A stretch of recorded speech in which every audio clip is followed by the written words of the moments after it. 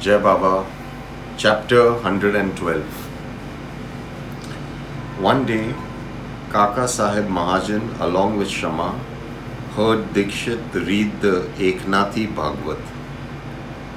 In the passage, there was a mention of the 9 esteemed brothers called Navnaths, who were considered to be the 9 materializations of the Lord.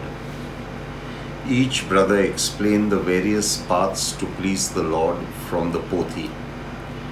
Kaka Sahib was very perturbed. He turned towards Shama. What divine devotion these 9 brothers had for the Lord. I wonder if in countless lifetimes we shall ever reach such levels of devotion. These Navnaths are born pure, while we are born sinners. They are the incarnate of all that which is noble. We shall never reach their state of devotion. Shama was very disturbed on hearing the plight in his friend Kaka Sahib's voice.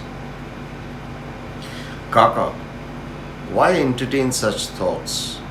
We have our Baba and we have all the pure love for him, and each moment we have prostrated ourselves at his feet. Why should you think that our lives are futile and that we are sinners? We have Baba and he is our Guru and we are blessed. Yes, the devotion of the Navnaths is great, but is our devotion to Baba any less?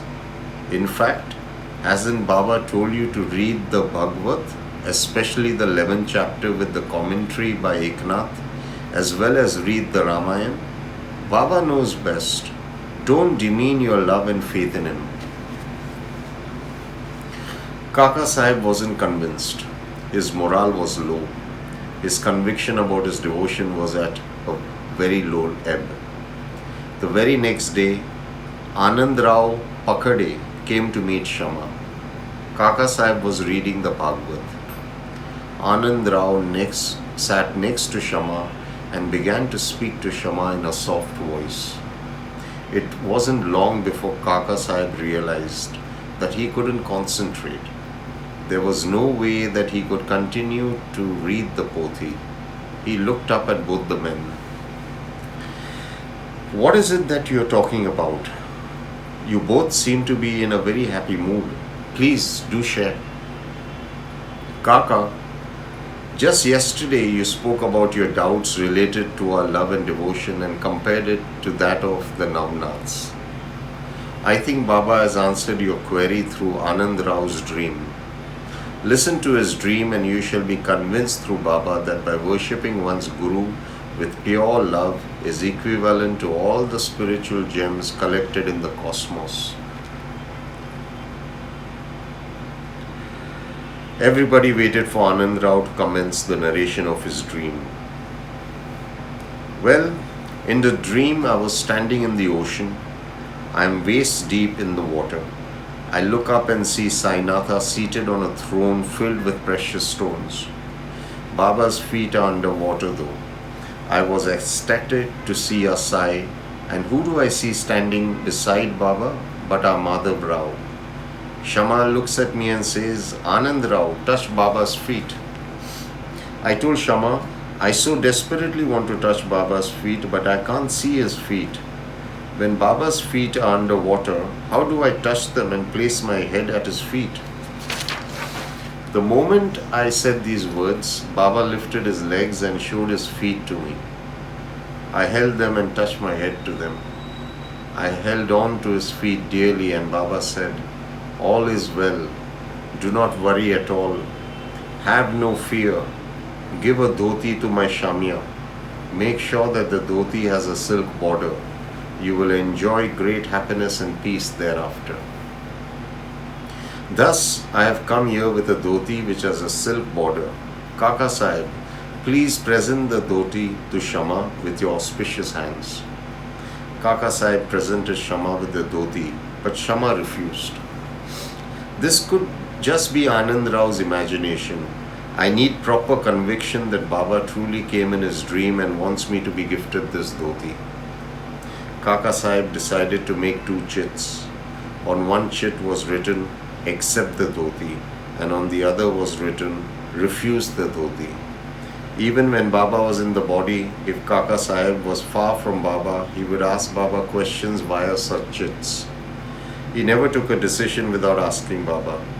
Remember, he had refused an offer to earn a lakh of rupees through trading only because Baba had told him a firm no. A child was asked to pick up a chit and the chit said, "Accept the dhoti." Shama was ecstatic that Baba had remembered him even after leaving his physical body.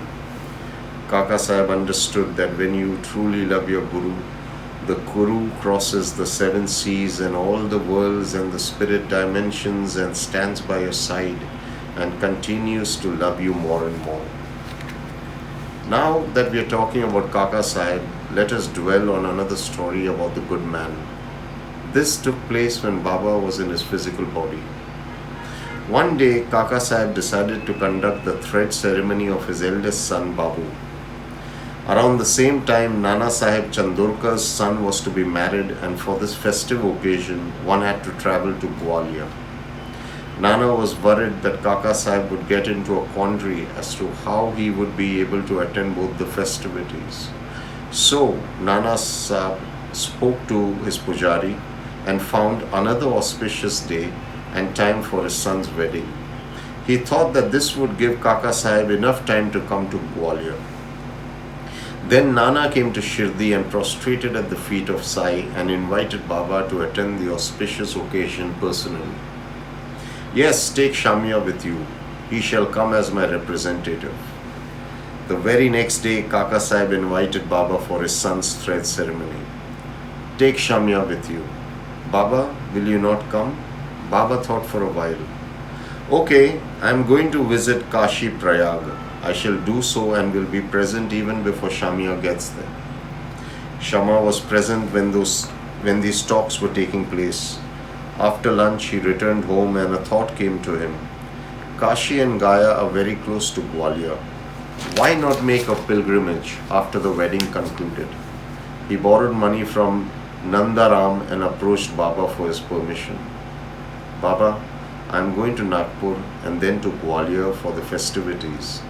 Kashi and Gaya are really close by. Do I have your permission to visit these holy places?" Something that comes about without too much effort should most certainly be embraced with open arms. We shall continue with this story in the next chapter. Peace be to all. Baba, bless us that we always remember to be at your feet. Our moksha, liberation, salvation, heaven, all resides under your holy feet. Jai Sai.